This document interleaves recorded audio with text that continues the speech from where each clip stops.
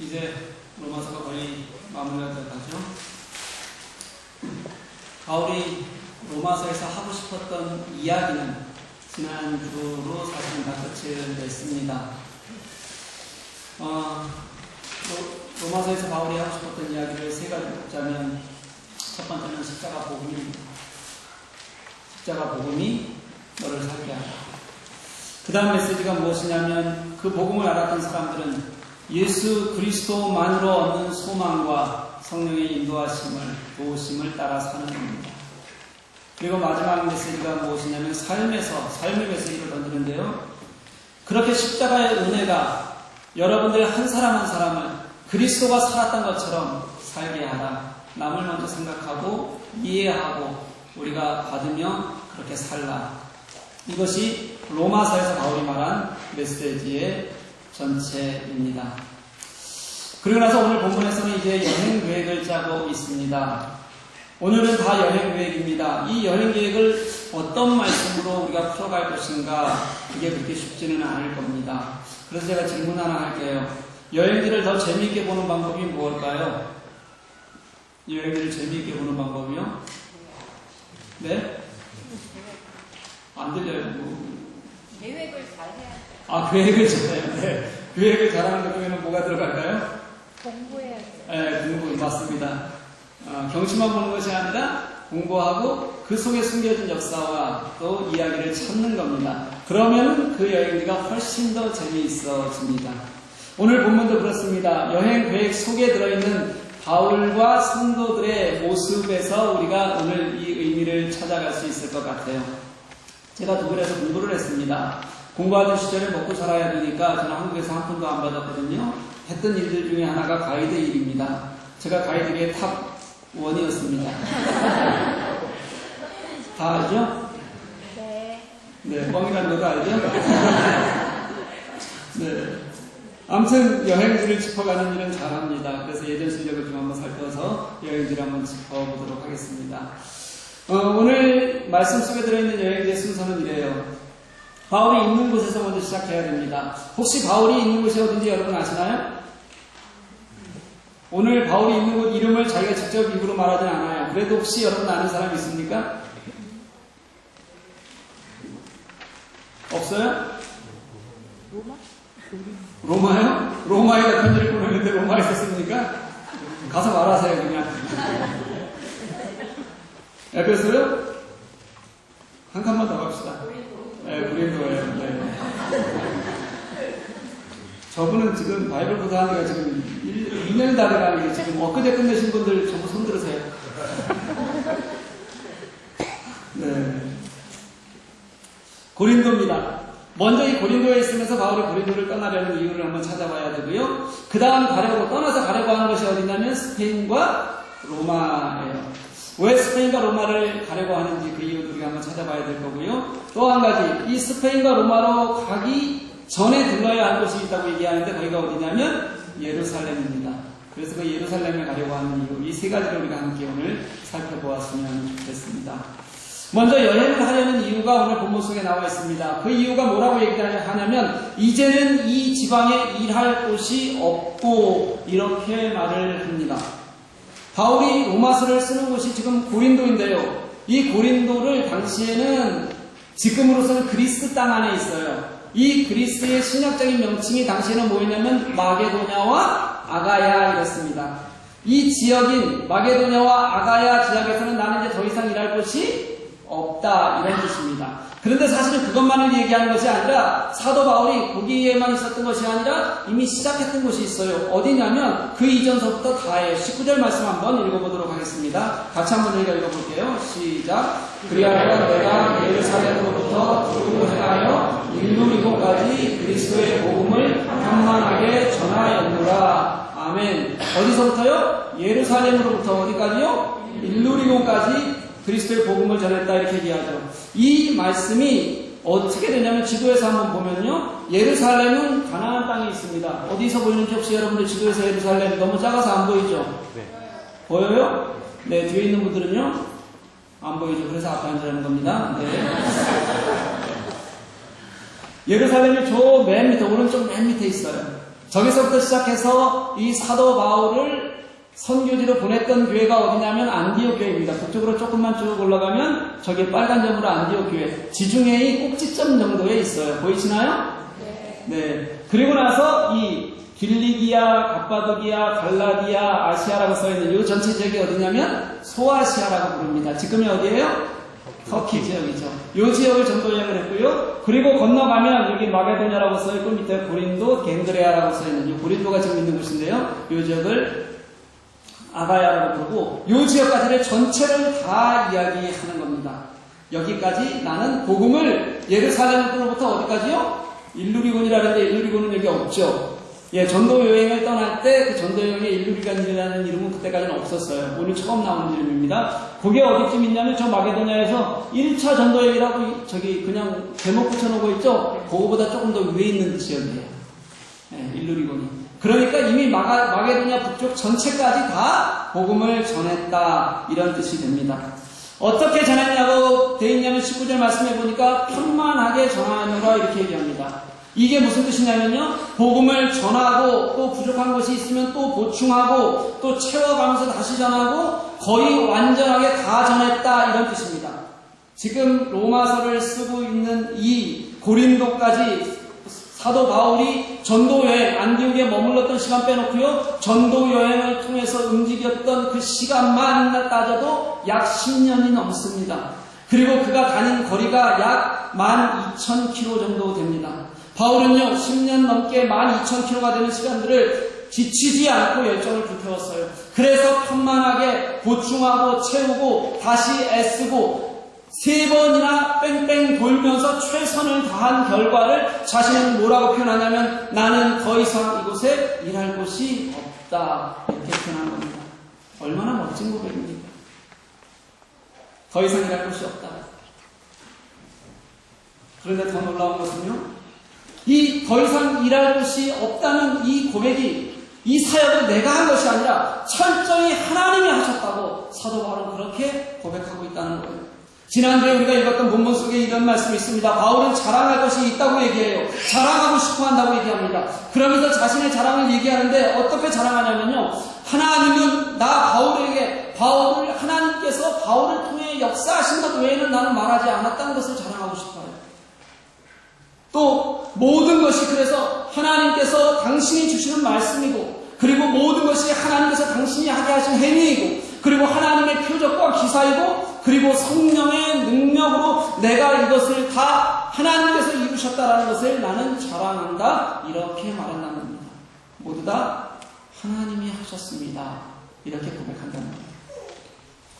우리를 한번 보시죠. 성공적인 사역을 해낸 그런 사역자가 가장 잘 못하는 것이 무엇이냐면 겸손한 겁니다. 교만에 빠지게 됩니다. 우리는 너무 신기하게도 긍정적인 영향력이 있으면 그런 긍정적인 영향력을 다 자기의 공으로 돌리는데 너무 쉽게 빠져듭니다. 무언가 이루면 내가 해냈다는 교만을 떨치기가 굉장히 어려워져요. 이것은 목회자들에게 아주 두드러지는 일들 중에 하나입니다. 요즘 한국교회를 개척필패 이렇게 불러요. 무슨 뜻이죠? 개척하면 무조건 망한다 이런 뜻입니다. 개척하고 성도 100명이 모이는 것이 전체 개척교회의 1%밖에 안 된다고 해요. 그리고 그 중에서 또다시 300명까지 성장시키는 그것은 그 중에서 또 1%밖에 안 된답니다. 그러니까 대형교회 목사가 되고 내가 이제는 성공이 개척해서 사람이 모이는 시대가 아니라고 얘기했는데 갑자기 사람들이 모이기 시작하면 그런 목회를 하면 정말 겸손한 사람을 찾기가 어려워집니다. 겸손하면 정말 그것만으로도 저 사람은, 저 목회자는 정말 훌륭한 사람이다 그렇게 얘기해도 괜찮습니다. 저는 처음부터 제가 늘 기도하는 것이 있어요. 우리가 늘 제가 연말만 되면 하나님께서 하셨다라는 말을 굉장히 제가 자주 드립니다. 이런 고백을 저는 자주 하는데요. 제가 첫 해부터 지금까지 이런 고백이 진실이게 해달라고 제가 그렇게 늘 기도해요. 나의 부족함이 있거나 아니면 나의 연약함이 있으면 좀 솔직하게 드러나는 그런 목회를 하게 해달라고 기도합니다. 절대 교만하거나 아니면 나의 무엇을 하나님보다 앞세우지 않기 위해서 늘 나를 돌아볼 수 있도록 해달라고 그렇게 기도해요. 제가 가끔 제 자랑하는 거 아시잖아요. 그렇죠? 네. 공부도 많이 하고요. 그리고 머리도 똑똑하고요. 네. 한국에서 아이들 가르칠 때도 아주 잘했어요. 이게 저 자랑하려고 해서 하는 말이겠습니까? 물론 네. 자랑하려는 마음이 이만큼 넘는 것은 아니지만 다 웃자고 하는 얘기입니다. 그렇죠? 네. 제가 여러분들을 보는 마음도 똑같아요. 저는 여러분들이 가진 무엇 때문에, 여러분들이 가진 내가 추구하는 어떤 것 때문에 하나님의 마음을 줬을 때, 정말 아버지의 마음을 이해하지 못할 때, 성령의 어루만지시는 위로가 여러분들, 나의 무엇 때문에 내가 그것을 받지 못할 때가 정말 훨씬 더 마음이 아파요. 여러분을 보기만 해도, 생각만 해도 아플 때가 참 많습니다.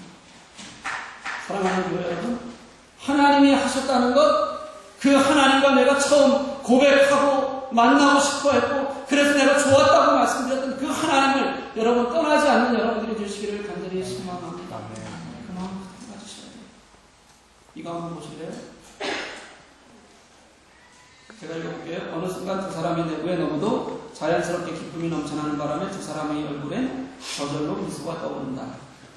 너무나도 자연스럽게 두 사람의 가슴에 기쁨이 넘쳐나는 바람에 서로 마주보는 얼굴에는 절로 미소가 떠올랐다. 멋있죠? 네, 이게 혹시 뭔지 아시는 분 있나요, 여기? 네, 신경숙 씨와 그리고 일본의 미시마 유키오라는 사람의 그림입니다.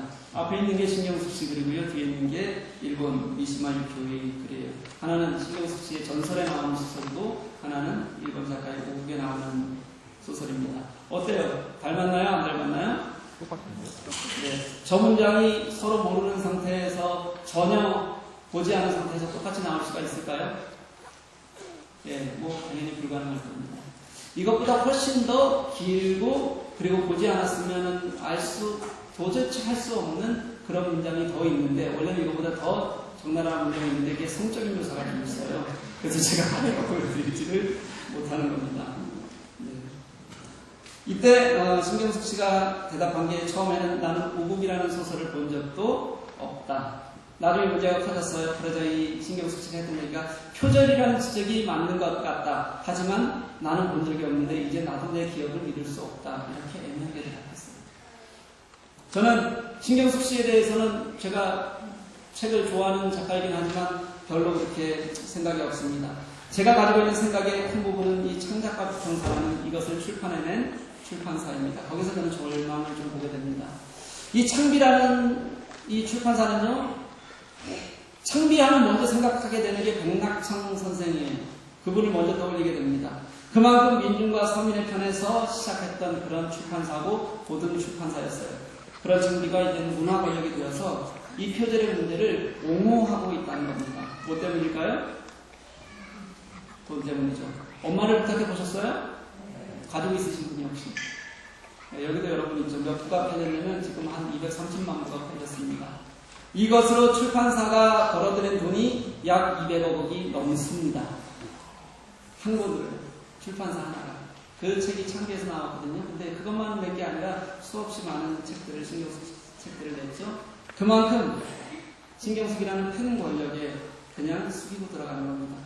한국의 작가 정신이었다는, 인문 정신이었다는 창비가 문화 권력이 되고요. 그래서 사람들은 요즘은 창비 대신에 이름을 바꿔라, 창피. 이 창비가 창작가 두통이잖아요? 그럼 표절과 두둥이라고 바꿔라. 이런 소리를 비아냥을 듣습니다. 왜 그럴까요? 모두가 초심을 잃고, 진실을 잃고, 그 안에 내가 추구하는 이 자본이 들어가 버렸기 때문에 그렇습니다. 그래서 저는 바울의 마음이 참 귀해 보여요. 그냥 바울이라서가 그런 게 아니라고요. 그가 그렇게 크게 성취한 전도자입니다. 그는 정말로 남들이 하지 못한 이방 선교에 자신의 모든 것을 헌신했고, 그것이 자신에게 주어진 정말 놀라운 하나님의 역사라고 분명히 믿었습니다. 그리고 최선을 다해서 이뤘어요. 그런데 그게 자신이 이룬 것이 아니라 하나님께서 이루셨다는 감사가 있고요. 그 은혜에 대한 기쁨이 있는 겁니다. 그리고 성령께서 나와 함께 하셨던 그 은혜가 내 속에 있다는 게 얼마나 사도 바울에게는 즐겁고 좋은 일인지 몰라요. 저는 교회의 모든 일에 이런 고백이 있어야 한다고 생각합니다. 작은 일에는 감사하다가, 조금씩 감사가 더 많아지고 내가 좋아지는 일이 커지면 무뎌져요. 더 커지면 그게 자기가 한 일인 줄 아는 그런 마음이 우리들에게 없어야 한다는 겁니다. 우리 교회는 철저하게 하나님이 하셨다는 고백이 있고요. 그 고백에 진실을 담을 수 있는, 그것이 그냥 이빨을 소리로 하는 것이 아니라 내 가슴에 감동과 기쁨이 있는 그런 교회가 되기를 간절히 소망합니다. 안 그러면 안 되는 거예요. 그리고 하나님께서 그렇게 일하셨기에 또다시 다른 비전을 향해서 눈을 뜰 수가 있게 되는 겁니다. 그렇게 해서 다시 눈을 뜨는 것이 어디예요?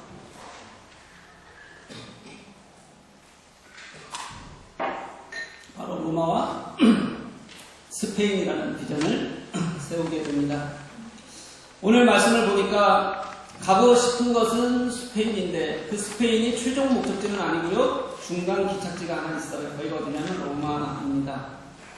우선 스페인을 한번 볼게요. 성경에는 스페인이라고 되어 있지 않고 뭐라고 되어 있냐면 서바나 이렇게 표현되어 있습니다. 이 서바나는요, 지금 스페인과 포르투갈을 포함한 지역이었습니다. 예전에 서바나라고 부를 때는. 그러니까 서바나는 지금 프랑스 남서쪽에 붙어 있는 유럽의 가장 끝에 있는 나라였습니다. 고대에는 히스파니아를 불렀고요. 히스패닉들의 원조입니다. 공식어는 스페인어를 씁니다. 인구는 약 4,600만 명이고요. 대항해 시대에는 제국주의 시대의 모델이 되어서 식민지를 많이 갖고 있는 그런 국가였습니다. 그래서 지금도 스페인어를 쓰는 인구가 4억이 넘어요. 제가 이것을 왜 하고 있죠? 왜 제가 스페인어에 대해서 이렇게 얘기하고 있죠? 네? 묻자고요. 하나도 안 중요합니다, 이거는요. 진짜 중요한 것은 바울이 왜 스페인을 가고자 했는지. 여행 가려고 하는데 그 여행자가 가진 마음이 있다는 겁니다. 왜요? 당시에는 그곳이 어디였냐면 땅 끝이었기 때문에 그렇습니다. 대서양을 건너면 거기에 아메리카 대륙이 있다는 것을 당신은 알 수가 없었습니다. 그걸 누가 발견했죠? 네, 콜럼버스요. 언제요? 1492년. 네, 백과사전이네요. 네. 그러니까 스페인이 이 바다 건너에는 뭐가 있다고 생각하지 않았으니까 스페인이 뭐예요? 땅끝이 됩니다. 바울은요, 복음이 땅끝까지 전해지라고 말씀하셨던 그 예수 그리스도를 기억합니다. 그리고 그 사명이 자신에게서 사용되어져야 한다고 굳게 믿었습니다. 그래서 내가 그것이 나의 사명이기 때문에 나는 오늘 스페인으로 가는 비전을 내가 가져야 한다고 그렇게 생각하고 있는 거예요. 왜 안 그러겠어요? 바울은 복음이 살게 하는 사람이었습니다. 내가 사도된 것이 예수 그리스도께서 나를 이방으로 보내기 위해서 나를 부르셨기 때문이라고 생각하고, 내가 하는 사역이 사도의 증거라고 말하고 있는 그런 바울이니까 땅끝에 대한 비전이, 그 땅끝 이방에 대한 비전이 얼마나 가슴을 뛰게 했을까 상상하는 것은 어렵지 않아요. 바울은 비전이 이끄는 삶을 살고 있었기 때문에 그래서 스페인으로 가고 싶어 하는 겁니다. 자기의 정체성을 분명히 알고 그 정체성이 비전이 되는 거죠. 그리고 그 비전이 예수 그리스도의 복음을 살게 하는 것, 이것이 바로 바울의 삶이었다는 겁니다. 그렇게 바울은 예수의 복음이 땅끝까지 뿌리내릴 수 있기를 소망하는 마음으로 스페인에 가기를 계획하는 겁니다. 그렇다면 로마는요? 왜 로마를 가고 싶어 할까요? 로마로 가려는 이유는 24절 말씀에 이 아예 기록을 해놓고 있습니다. 우리가 같이 한번 읽어봤으면 좋겠어요. 읽겠습니다. 시작. 이는 이스라엘에게 너희를 보고 먼저 너희와 사귐으로 얼마나 기쁨을 가지느냐 너희가 그리도 예수의 알아가리라. 아멘. 스페인으로 가기 위한 땅끝 전도의 비전에 로마 교회가 함께 동참해 주기를 그렇게 부탁하고 있는 겁니다. 여기서 보내주다라는 말이요, 헬라어로 신약 성경에 굉장히 자주 등장하는 말인데요. 보내다라는 말 외에 어떤 뜻이 있냐면 돕다, 이런 뜻이 있습니다. 당시에 전도자들을 지원한다. 순회 전도자들이 당시에 굉장히 많았거든요. 돌면서 복음을 전하는 사람들, 그런 사람들을 돕는다, 그런 사람들을 헌신적으로 섬긴다 하는 의미로 쓰여졌던 단어입니다. 또 너희가 보내다라는 문장도 원문 그대로 해석하면 이렇게 해석할 수가 있습니다. 너희로 말미암아 보냄을 당하다, 이런 뜻입니다. 바울은요, 스페인으로 가기 위해서 로마 교회 사람들이 직접 헌신적으로 노력해 줄 것을 동참하기를 바라고 소망하고 있는 겁니다. 그들의 기도가 필요해요. 그들이 함께 갈 수 있는 사람을 보내줬으면 좋겠어요. 동역자가 있었으면 좋겠어요. 그리고 가는 여행 중에 필요한 것들, 전도할 수 있는 재정적인 지원도 필요한 겁니다. 바울은 지금까지 자기량 선교를 해왔어요. 그게 바울 선교의 기본 개념입니다. 하지만 아무리 자기량 선교를 한다고 할지라도 돕는 스필이 없으면 불가능한 일이거든요. 함께 기도하는 동지들이 없으면 혼자서는 해낼 수 없는 것을 사도 바울은 너무도 잘 알아요. 그런데 자신을 파송했던 안디옥 교회는 스페인과 거리가 너무도 멀어요. 그러니까 돕는 것이 물리적으로 많이 어려웠습니다.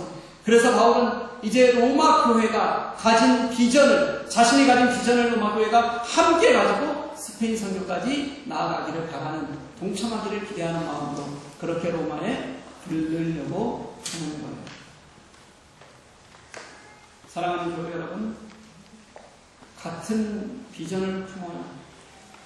그 비전이 그런데 생명을 안타깝게 여기는 그런 마음이에요. 그 마음으로 동역하는 것, 그 마음을 품고 함께 나아가는 것, 이것이 교회의 가장 아름다운 모습임을 여러분 아십니까?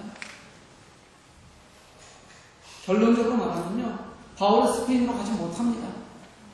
로마가 바울의 마지막 전도지가 돼요. 저는 그 결과는 중요하지 않다고 생각합니다. 하지만 더 중요한 것은 전적으로 하나님의 계획하심과 역사 안에 하나님이 말씀하시고 가고자 하셨던 곳에 나를 맡기고 우리가 그렇게 정말 안타까이 여기는 마음으로 함께 동참하느냐입니다. 교회를 세우시고 인도하시는 하나님의 뜻은 너무도 명확하거든요. 하나님의 비전을 갖는 것이고요. 그 비전에 모두가 함께 동참하기를, 동역하기를 하나님은 원하세요. 성도가 가장 빛날 때가 언제겠습니까? 고생하고 그래서 내가 잘 먹고 잘 살아서 다른 사람들보다 높을 때, 그때 우리가 빛나겠습니까? 아니에요. 성도의 행복은 하나님께로 가는 겁니다. 하나님의 일을 하는 겁니다. 하나님의 비전이 나의 비전이 되는 것이에요. 그리고 그게 나의 기쁨이 될 때 우리는 그것을 행복이라고 말할 수 있어요. 너희가 나의 선교 비전에 동참하기를 바랍니다. 이 바울의 로마를 향한 간절한 마음은요, 오늘 예수님께서 우리들에게 도전하시는 말씀이 되어져야 합니다. 예수님께서도요, 우리들에게 똑같이 그렇게 말씀하세요. 겟세마네 동산에서 이제 마지막 당신이 죽으실 때에 잡히기 바로 전에 제자들에게 일어나라, 우리가 함께 가자, 그렇게 간절하게 말씀하셨던 예수님의 그 음성이 오늘 복음을 듣고 복음을 가슴에 새기는 우리들의 비전이 될 수 있기를 간절히 소망합니다. 우리 교회가 그런 교회가 됩니다. 그렇게 로마를 거쳐서 스페인으로 가고자 했지만 여행 순서가 바뀌게 되죠. 어디로 가게 돼요? 급히 예루살렘에 먼저 들려야 합니다. 지금 예루살렘 사람들은요, 극심한 가난에 처해 있는 성도들이 너무 많았어요. 그래서 긴급 구제를 요청을 했습니다. 그래서 바울은 이미 마게도냐와 아기아야 지방을 다니면서 이 고린도에 도착하기 전에 이미 열심히 헌금을 모았습니다. 그리고 이것을 가지고 이제 어디로 가는 거냐면 예루살렘으로 가는 거예요. 가야 되는데 그때 편지를 써서 로마 너희들에게도 갈게라고 편지를 보내는 겁니다. 그 이유가 로마와 스페인이 되는 거죠. 그럼 이제 예루살렘이 어떤 상황이었는지, 그 예루살렘을 향한 사람들의 마음이 어땠는지 한번 돌아봤으면 좋겠습니다. 왜 이렇게 이들이 가난에 처하게 됐는지 이 말씀이나 당시 상황을 보면 아마도 가나안 지역에 흉년이 들었던 것 같습니다. 그리고 또 흉년에 더해서 예수 믿는 사람들은 예수를 믿기 때문에 오는, 유대 땅에서 예루살렘에서 예수를 믿기 때문에 오는 핍박이 너무 더 컸어요. 그러다 보니까 경제 활동을 하기가 너무 어려운 경우도 많았습니다.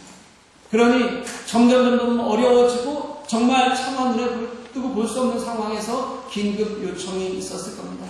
그래서 헌금을 하는 거예요. 그런데요, 한번 생각해 볼 게 있습니다. 그러면 다른 지역에 있었던 이 마게도냐와 아가야 사람들은 풍족한 삶을 살고 있었을까요? 아니라는 거예요. 그런 사람들도 있었지만 지금 고린도에서 편지를 쓰는데 이 고린도만 해도 형편이 어려운 사람들이 너무도 많았어요. 우리가 고린도 전서를 보면 너무 잘 알 수 있어요. 그런데도 불구하고 그들은 구제헌금을 하게 되는데 26절 말씀을 보니까 어떻게 말하냐면 기쁘게 했다 이렇게 얘기합니다. 기꺼이 자원하는 마음을 가졌다는 거예요. 이 자원하는 기쁨은요, 하나님께서 하나님의 일을 하실 때 가장 필요한 마음이라고 말씀하세요. 제가 광야 이야기하는 거예요. 이스라엘 백성들이 광야로 나갔잖아요. 하나님께서 그들에게 성막을 만든다고 말씀하세요. 성막을 너희들이 만들면 그곳에 내가 너희들과 함께 하겠다. 내가 너희들에게 임재를 보이고 너희들을 만나주겠다. 그렇게 말씀하세요. 이제 성막을 만들어야 되는데 성막을 만들기 위해서는 재료도 필요하고 일손도 필요하잖아요. 그때 하나님께서 받으셨던 것이 무엇이냐면 다른 것을 하나도 더하지 않고 이렇게 말씀하셨어요. 자원하는 사람들에게 받으라. 35장 36장을 보면요, 자원한다, 마음으로 원한다, 그들이 기쁨으로 한다라는 표현들이 가득 차 있어요. 사랑하는 교회 여러분, 하나님의 일을 기쁘게 하셔야 됩니다. 돕는 마음에 기쁜 마음이 있어야 합니다. 하나님의 일에 기쁨이 있어야 돼요. 그냥 하는 것이 아니라요, 하나님께 나의 마음이 드려져야 된다는 겁니다. 우리는 하나님의 일을 하면서 하나님을 섬기면서 기쁨으로 흑자 신앙생활을 할 특권이 있는데 왜 적자 신앙생활을 하면서 몸부림치면서 하는지 모르겠어요. 신앙이 내게 기쁨이고 그리고 내게 자유이고 내게 은혜인데 왜 신앙을 내가 하겠다고 발버둥치는지 모르겠어요. 여러분은 하나님이 사랑하는 사람들이에요. 여러분은 하나님을 사랑하는 사람들입니다. 그렇기 때문에 어떤 희생이나 헌신이나 아니면 내가 매달림조차도 하나님께서 주시는 마음이 우리를 기쁘게 할 수 있다는 말입니다. 이게 우리의 권리이고 특권입니다. 여러분, 그런 특권을 누리시는 여러분이 되시기를 간절히 소망합니다. 그런데요, 이렇게 기쁨을 할 수 있는 것이 은혜라면 우리는 의무도 있어요. 빚진 자로서의 의무도 있다는 겁니다.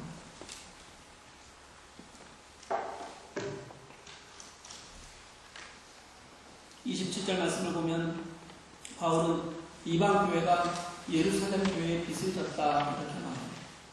영적인 빚을 많이 졌으니까 그들이 어려울 때 우리가 좀 돕는 것도 그것도 마땅한 일이다. 그게 우리의 의무다. 사랑하는 여러분, 우리는 거저받았잖아요. 그러니 거저줄 줄 알아야 됩니다.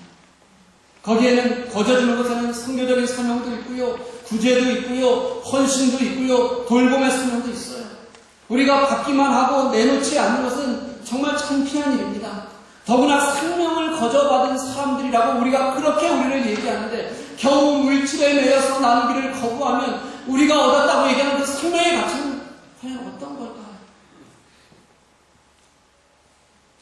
하나님의 일을 인격적인 관계에서 시작해서 인격적인 관계로 이어집니다. 그냥 나 혼자 하는 것이 아니래. 서로에게 기쁨이 되어야 할 뿐만 아니라 그 기쁨이 되어주는 일조차도 사실은 하나님께서 내게 먼저 사랑함으로 보여주셨고 그리고 우리가 오늘 이 자리에 있게 하신 것조차도 하나님은 우리를 온전히 붙드시는 하나님의 은혜 속에서 우리들이 빛으로 얻은 것입니다. 감당해야 될 빛이라는 거죠. 이 자원하는 마음과 의무의 조화, 이것이 성도와 성도가 아니고 그리고 우리 성도가 밖을 향해서 마음을 돌릴 수 있는 우리들의 자원하는 모습이어야 한다는 겁니다. 사랑하는 교회 여러분, 우리가 궁핍해서 나누지 못하는 것이 아니에요. 나누려고 한다면 우리는 지금 교회 재정의 반이라도 잘라서 내놓아야 합니다. 당장 우리가 그렇게 하지 못하고 있는 것이 잘하고 있는 것은 아니에요. 바른 모습은 아니에요. 그것도 기꺼이 기쁘게 자원하는 마음으로 원래는 해야 되는 겁니다. 내가 복음의 빚진 자요, 사랑의 빚진 자임을 알기 때문에 하는 겁니다. 우리가 그걸 알아야 돼요. 복음이 여기까지, 지금 이 자리까지 온 것은 거저온 것이 절대로 아니거든요. 그래서 그 빚진 자의 마음이 있어서 우리는 기쁨으로 섬길 수 있는 겁니다. 섬김을 위해서 우리가 불편한 것들을 조금씩 참을 수 있는 것이 우리의 마음입니다. 하나님이 하셨다는 진실한 고백, 복음이 땅끝까지 전해지기 위해서 가져야 되는 비전, 그리고 빚진 자의 헌신, 이것이 오늘 바울의 여행 계획 속에 들어있는 키워드였습니다. 사랑하는 교회 여러분, 여러분의 삶의 여행에는 어떤 키워드들이 있습니까? 혹시 하나님은 안 계시고 나의 계획과 시간표만 가득 차 있지는 않습니까? 하나님의 마음으로 우리들을 좀 돌아볼 수 있었으면 좋겠습니다. 하나님의 비전이 빚진 자의 간절함 우리의 삶이 되기를 소망합니다. 복음의 삶이 목적이어야 되고요. 성령이 우리 삶의 능력이어야 되고요. 순종이 우리의 도구이고 결단이어야 합니다. 그때 우리는 예수 믿는 것의 즐거움, 그 예수 믿는 것의 은혜를 함께 누리게 됩니다. 사랑하는 교회 여러분, 하나님이 하시면 못할 게 뭐가 있겠습니까? 하나님이 하셨다고 고백하면 우리가 그까짓 거 왜 못 뛰어넘겠습니까? 우리 하나님이 우리 속에서 역사하시는 것, 하나님이 내 안에서 말씀하시는 것, 이것이 살아있게 하셔서 제발 이제는 나의 것이 내려지고 비전에 따라 살 수 있는 빚진 자로서의 헌신이 우리의 삶을 주관해가는, 그리고 그 모든 것이 나의 기쁨이 되는 오늘 바울의 여행 속에 들어있는 이 은혜가 그런 삶이 저와 여러분의 것이 될 수 있기를 주님의 이름으로 간절히 소망합니다. 함께 찬양하시겠습니다.